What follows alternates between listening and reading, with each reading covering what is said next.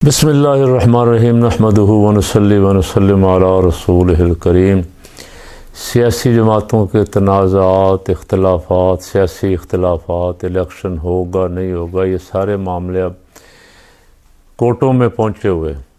Supreme court में कल एक केस जहाँ सुप्रीम कोर्ट के बेंच ने नवाज शरीफ को ताहयात नाअहल करार दिया और फिर अपील भी उनकी रद्द हो गई। अब वही सुप्रीम कोर्ट फिर फरमा रहा है किसी शख्स को एक बार सज़ा मिल गई तो बात ख़त्म क्यों नहीं हो जाती। ये कैसे हो सकता है सज़ा के बाद कभी इंतखाबात ना लड़ सके।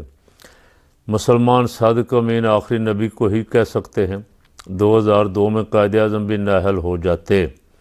आइन में हर सज़ा की मुद्दत मौजूद, नाअहली ताहयात कैसे। आर्टिकल 62 में नाअहली की मुद्दत दर्ज नई अदालत ने दी है।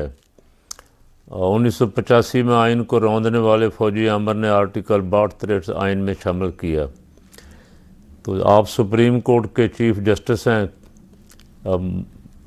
अफसोस ये है कि किसी जगह आप कुछ फरमाते हैं किसी की हिमायत में, और वकला को तकरीबन आप बोलने नहीं देते।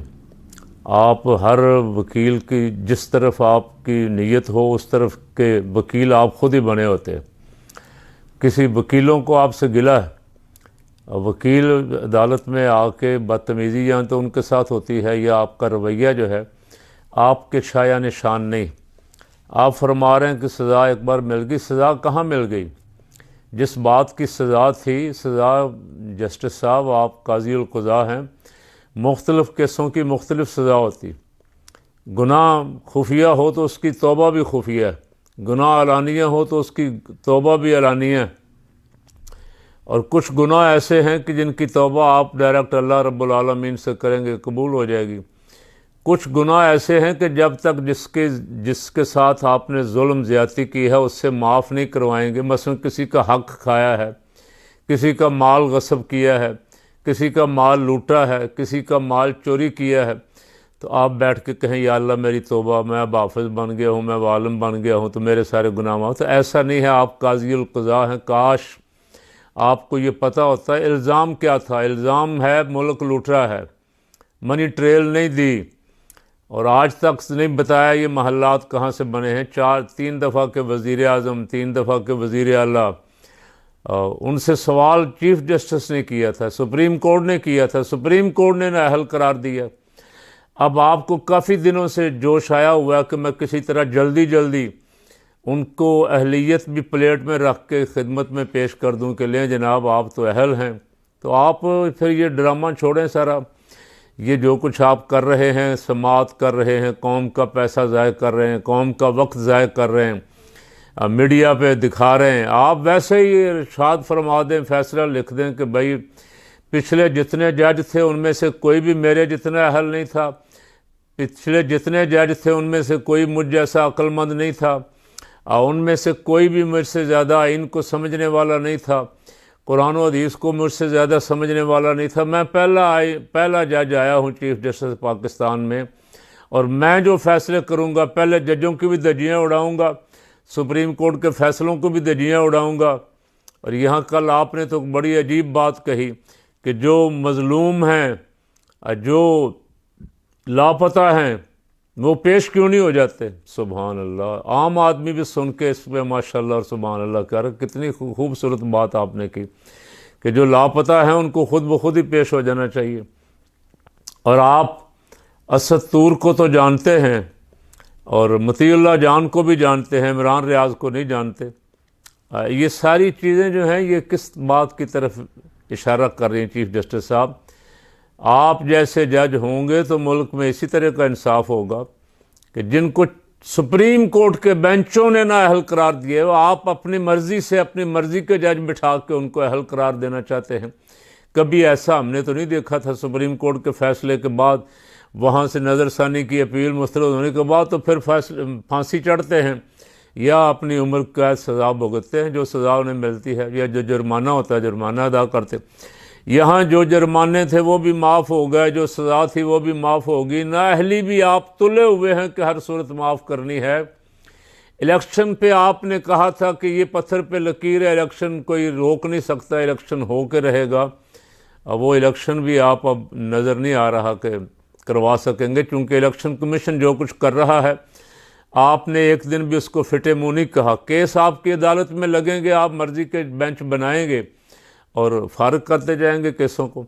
बल्ला निशान शावर हाई कोर्ट ने दे दिया, अब आप बैठे सवाल कर रहे हैं कि जी पंजाब हाई कोर्ट का फैसला इधर। ये वो सवाल जो हलाक करते थे ना, वो हमारा चीफ जस्टिस कर रहा है। पेशावर हाई कोर्ट का फैसला पूरे पाकिस्तान में नाफिज कैसे होगा? तो ये जो 50 रुपए के अपने छोटी बाउंड पे ज़मानत लेके गए हुए थे, ये हाई कोर्ट से लेके गए थे, सजाएं ने सुप्रीम कोर्ट से मिली हुई थी।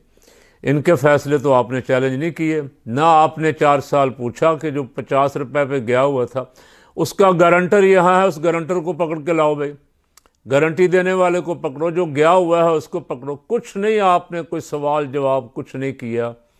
और अब आप यहाँ बल्ला भी आपके पास आएगा, ज़ाहिर अभी कह रहे ना बल्ला ले लो, बल्ला दे लो। इलेक्शन फिर किस बात का इलेक्शन करवा रहे यार? मुझे किसी एक पार्टी से गर्ज नहीं है, मैं तो शायद किसी निशान पे लड़ रहा हूँ और पे, वो भी आपको चंद दिनों तक पता चल जाएगा। लेकिन मुझे अफसोस ये है कि जब सब जमातों को लेवल प्लेइंग फील्ड ना दी गई, हक ना दिया गया, वोटरों को उनका हक ना दिया गया, कैंडिडेटों को उनका हक ना दिया गया, तो इस इलेक्शन की क्या वैल्यू होगी?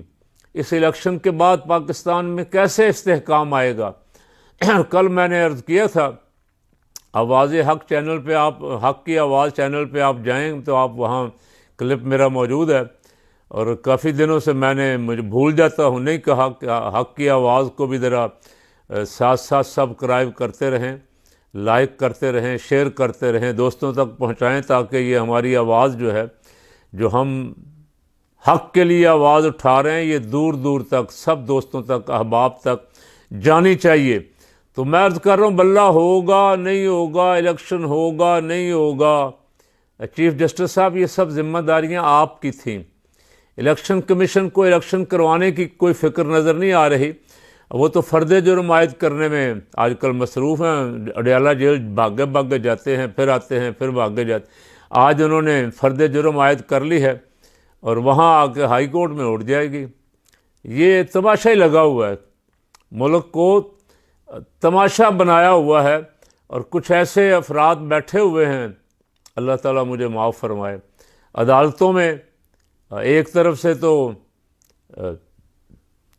अपने जनरल फैज़ हमीद साहब को तलब कर रहे हैं कि आओ भाई जवाब दो, जनरल ज़ियाउल हक मरहूम को कटहरे में लाने की कोशिश कर रहे हैं, और दूसरी तरफ उनकी इतनी हिम्मत नहीं कि लापता अफराद का भी पूछ सकें। दलेरी दिखानी है तो फिर कोई दलेरी वाला काम करो ना काजी साहब, नहीं तो इस्तीफ़ा दो और घर जाओ। इस तरह को इंसाफ तो नहीं होगा, इस तरह मुल्क तो नहीं चलते। लोग हमारे दुश्मन हम पे हंसते हैं, ये चीफ जस्टिस हैं पाकिस्तान के, एक फ़ैसला दूसरा फ़ैसला, उन पे आप अमल दरामद तो नहीं किसी फ़ैसले पे भी करवा सके काजी साहब।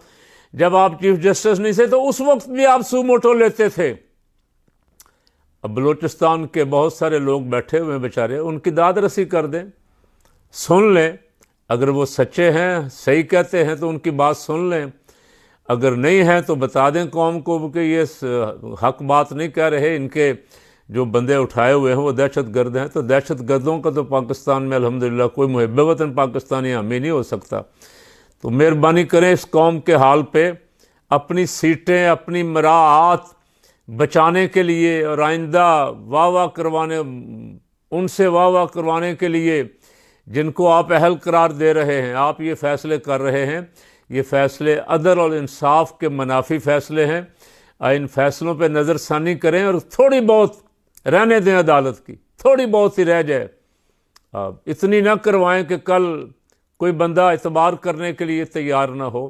ऐसी इज़्ज़त का क्या फ़ायदा? ये इज़्ज़त चंद कुर्सी पे है, आप ज़ाहिर है मजबूरन भी हर बंदे को इज़्ज़त तो कुर्सी की करनी पड़ेगी, लेकिन कुर्सी से उतरने के बाद, और अब भी वैसे आवाज़ तो चारों तरफ से आ ही रही है, काश आपको सुनाई दे।